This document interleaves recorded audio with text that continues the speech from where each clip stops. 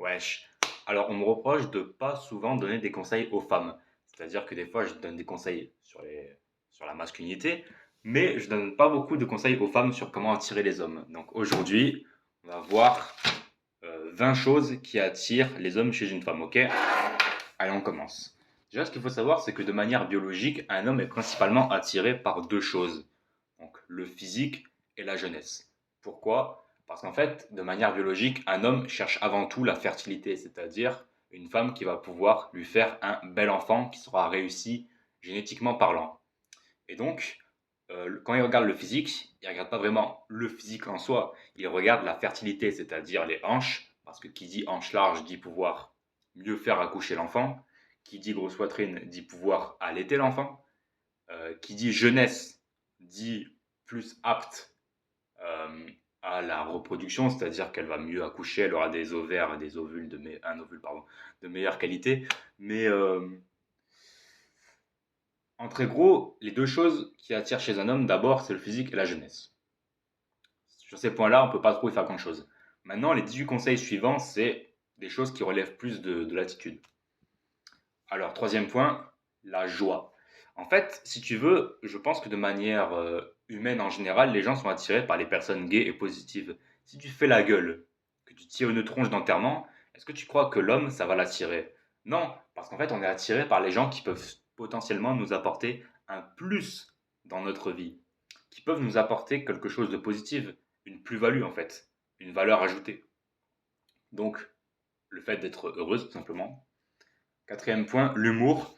En fait, je pense que l'humour, c'est un très bon moyen de faire vivre une émotion à quelqu'un parce que les gens se souviennent plus de la manière dont vous les faites se sentir, émotionnellement parlant, que les choses logiques que vous leur dites en fait. Et donc, pour qu'une personne se souvienne de vous, pour la marquer, c'est bien de jouer sur les émotions, en particulier les émotions positives. Parce que, vous l'aurez compris, mesdames, l'humour permet de faire rire les hommes, et qui dit faire rire, ben, leur provoque de la dopamine, donc hormone du bien-être. Donc, il va vous assimiler à une forme de bien-être quelque part. Donc, automatiquement, dans sa tête, il va vous ranger dans une case positive. Cinquième point, savoir s'excuser. Alors, ce n'est pas macho ce que je vais dire, mais c'est vrai, la plupart des femmes n'assument pas la responsabilité de leurs erreurs. Quand tu demandes à une femme pourquoi t'as quitté ton mec, elle va souvent répondre oh, mais il était violent, c'était un père narcissique, c'était un manipulateur, il était abusif, blablabla. Au lieu de tout simplement dire oui, c'est ma faute. Alors, sachez vous excuser quand vous avez tort. Ok? Ensuite, sixième point, être compréhensive. Parce qu'en fait, nous les hommes, on nous a éduqués de sorte à réprimer nos faiblesses. C'est-à-dire qu'on veut, on attend de nous qu'on soit fort, qu'on soit courageux, etc., etc. Et cetera. Et le truc, c'est que elles, les femmes, ont, je dirais, toujours été bercées dans le confort. C'est-à-dire que si on leur dit oui, mais t'inquiète, tu peux pleurer, tu peux faire ci, tu peux faire ça, les hommes, pour qu'on nous respecte, on n'a pas à être beau, à être sympa. En fait, on ferme notre gueule et on apporte quelque chose sur la table. Parce qu'il faut être fort, il faut être ceci, il faut être cela. Et le fait d'avoir une femme qui n'en veut pas des fois à son homme d'avoir des moments de faiblesse, mais qui au contraire lui dit bon c'est pas grave, tu feras mieux la prochaine fois, t'inquiète, je crois en toi, blablabla, ça va le rebooster en fait. Il va se dire ok, c'est bien d'être dans la lumière, mais est-ce que si je suis dans l'ombre, ma copine restera avec moi? Parce qu'il y a beaucoup de nanas qui s'en foutent en fait de l'homme avec qui elles sont. Elles sont avec lui parce qu'il peut leur apporter quelque chose. Donc si vous le soutenez dans les moments de faiblesse, il va se dire ok, cette nana-là, elle n'est pas comme les autres. Ok. Non, septième point, pardon. Pas prise de tête. Alors, ça aussi, c'est un truc qui est très connu des femmes en général, mais une femme, ça prend la tête, qu'on se le dise cache. Quand tu discutes avec elle, tu fais la conversation, blablabla, à la fin, tu as le cerveau, il explose. Donc, une fille comme tu veux, qui, euh, qui n'est pas là à gaver la tête de son mec, qui est légère, qui est sympa, simplement, ça va plaire parce que la plupart des filles, quand tu discutes avec elles, elles te donnent un mal de crâne. Ok? Huitième point, une nana qui nous tire vers le haut. Alors, qu'est-ce que j'entends par qui nous tire vers le haut? simplement, en fait, comme je l'ai dit, de manière humaine, on est attiré par les personnes qui sont susceptibles de nous apporter une plus-value. Donc, si vous tirez cet homme-là vers le haut, que vous l'amenez vers son plein potentiel, que grâce à vous, il est plus heureux, plus riche, plus je ne sais quoi, ça va lui plaire. Le but, c'est pas de le descendre, c'est de le faire monter, justement. Neuvième point. Alors, un truc qui est très connu aussi dans les rapports de couple en général, c'est le fameux fuis-moi, je te suis. C'est le fait de souffler le chaud et le froid. Or, nous les mecs, on n'aime pas une nana qui a une attitude, je dirais, paradoxale. Un coup, elle est distante, pardon. Un coup, elle est proche. En fait, il faut savoir garder une attitude homogène, c'est-à-dire finalement que le mec en question sache à qui il a affaire. Qu'ils se disent pas, putain, est-ce que là, je vais être trop collant? Est-ce que là, elle va me dire, casse-toi? Alors, attendez, hein. 10e point. Ah oui, être ouverte sur la sexualité. C'est-à-dire que la plupart des femmes, quand tu vas discuter avec eux, en tant que mec, hein, sur le sexe, elles vont être coincées, elles vont te dire, ah, t'es un pervers, t'es un ceci, t'es un cela. Alors que finalement, une femme qui est plus ouverte sur ces choses-là, qui discute de ça normalement avec un homme, sans être mal à l'aise, sans s'énerver, sans crier au harcèlement sexuel, blablabla, eh bien, ça va plaire au mec parce qu'il se dit, ok, cette femme-là, elle est ouverte d'esprit, elle comprend quelque part la masculinité. Donc, quand un homme discute de sexualité avec vous, ne le prenez pas mal, au contraire, voyez ça comme un signe que tout simplement le mec s'ouvre à vous en quelque sorte.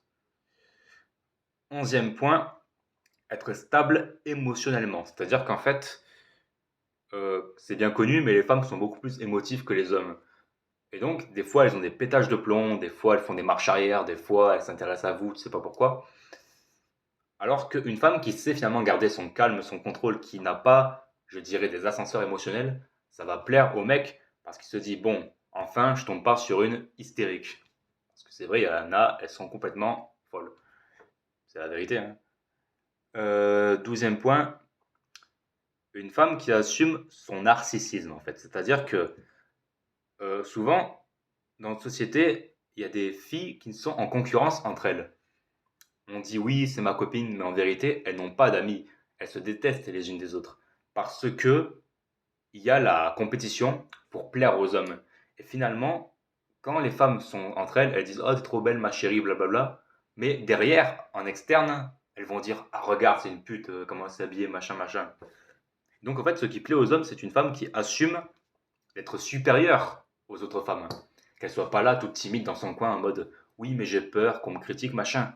Non, il faut que la femme, elle sorte sa belle robe et que dès que les autres femmes la voient et qu'elles disent oh, regarde là, elle essaye de plaire aux hommes, et bien que cette femme-là en question assume son taux de narcissisme, assume d'être plus fraîche, entre guillemets, que les autres femmes. Limite qu'elles disent ouais, vous êtes jalouse, je suis mieux que vous. En fait, ça plaît une femme qui n'hésite pas à descendre les autres femmes, mais disons qui assume d'être supérieure en termes de sex appeal, en fait. Voilà. Et qui va pas se restreindre par peur d'être critiquée. Euh, Ensuite, 13e point, je sais plus. Certaines femmes ne tolèrent pas la faiblesse, c'est-à-dire que, encore une fois, l'homme doit être fort, etc., etc. Et cetera. Et le fait que la femme puisse de temps en temps comprendre ses problèmes d'homme, savoir qu'il ne veut pas être fort tout le temps, eh bien ça va plaire parce que l'homme va pouvoir retirer son armure en quelque sorte. Parce que oui, derrière ce côté masculin, ces gros muscles et cette barbe, se cache un petit cœur. Donc, il faut savoir tolérer la vulnérabilité de l'homme. Ok. 14e point, là je sais plus. La féminité. Qu'est-ce que j'entends par la féminité? C'est-à-dire une femme qui est dans sa polarité féminine. Donc les mots de racaille du style wesh, nique ta mère, je vais te niquer tes morts, euh, ou ouais, tu me connais pas, je suis de la cité, blablabla, ça existe, ok? C'est que pour les racailles en survêt, TN Lacoste, ce genre de phrase, ok? Non, on veut une femme qui sache quand même un minimum parler, d'accord? Qui concrètement, quand elle parle, a une voix féminine, douce. Je vais essayer de vous le refaire. Alors, tu vois, Roméo, machin, machin. Voilà. En gros, une femme qui parle comme ça, d'une voix un peu douce et féminine, ça attire. Ça attire beaucoup plus qu'une nana avec une voix de bonhomme. T'as l'impression c'est un trans le truc. Non, je rigole. Mais ouais. 15e point, et qui parle pas comme une racaille, bien sûr. Qu'il soit bien dans sa tête.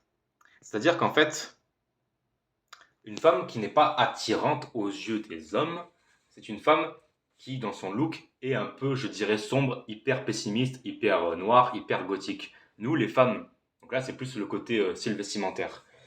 Une femme qui est habillée en noir, qui a des piercings là, là, là, là, là, une dizaine de tatouages sur le corps, les cheveux rasés, le bracelet en forme de pique, là, ça n'attire pas. Parce que les femmes gothiques dégagent une forme de mal-être, je trouve. Elles dégagent une forme de pessimisme. Or, ce qui attire, comme je l'ai dit, c'est la fertilité chez une femme. Et qui dit fertilité, c'est la vie, c'est le contraire de la mort, c'est la joie, c'est le sourire, c'est le rayonnement. Enfin, je sais pas comment dire ça, mais une femme qui rayonne, en fait, qui est heureuse, c'est un signe de vitalité. Et les femmes qui sont gothiques, qui sont tatouées de la tête aux pieds, qui ont des cheveux rasés, des piercings, après elles font comme elles veulent. Mais ça n'attire pas, ou en tout cas ça n'évoque pas la vitalité. Au contraire, ça évoque la mort. Voilà. Donc 16e point, je pense, la douceur. Une femme qui est douce, et bien en fait c'est une femme qui est féminine. Parce que c'est prouvé scientifiquement, l'oestrogène augmente la... Comment dirais-je?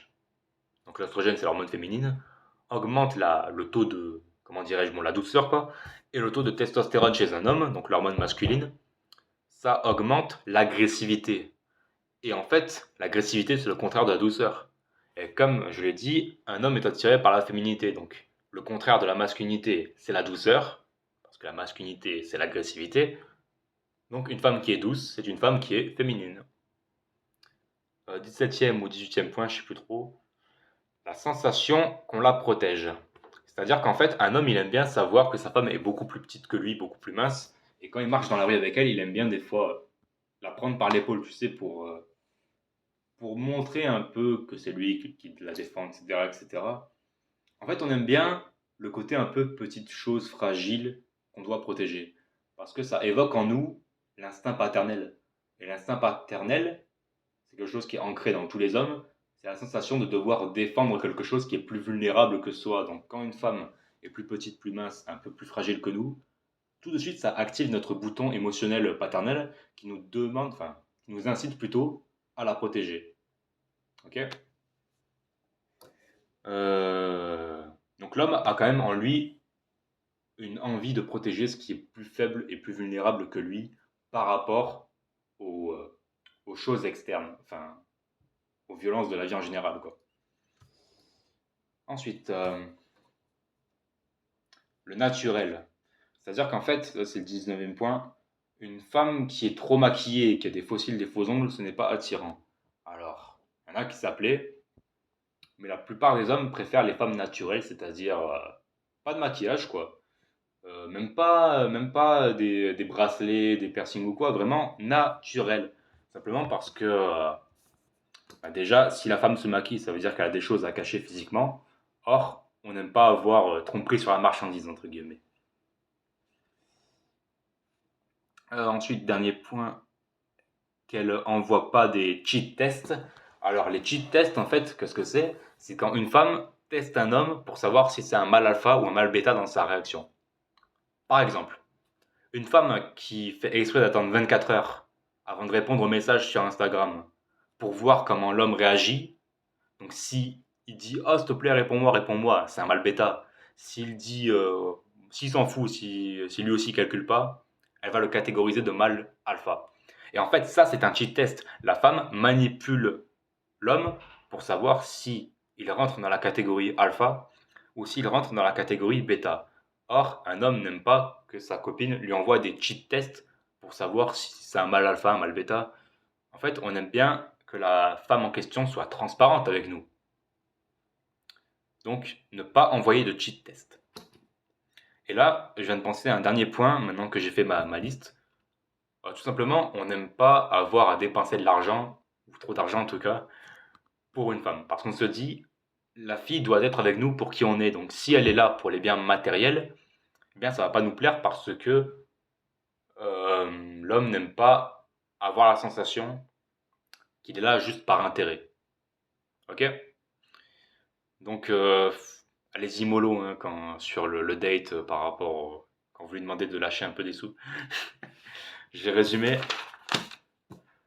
Alors, le physique, la jeunesse, la joie, l'humour, savoir s'excuser, être compréhensive, pas prise de tête, qui nous tire vers le haut, qui n'est pas à souffler le chaud et le froid, donc être ouverte sur la sexualité, être stable émotionnellement, qui assume son narcissisme face à la concurrence féminine, qui tolère la vulnérabilité, qui soit féminine,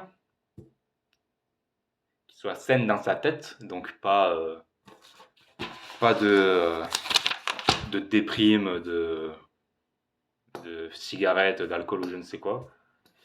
La douceur, la sensation euh, d'être plus vulnérable que son homme, naturel, ne pas envoyer de cheat test, et enfin donc ne pas trop demander à l'homme de dépenser financièrement.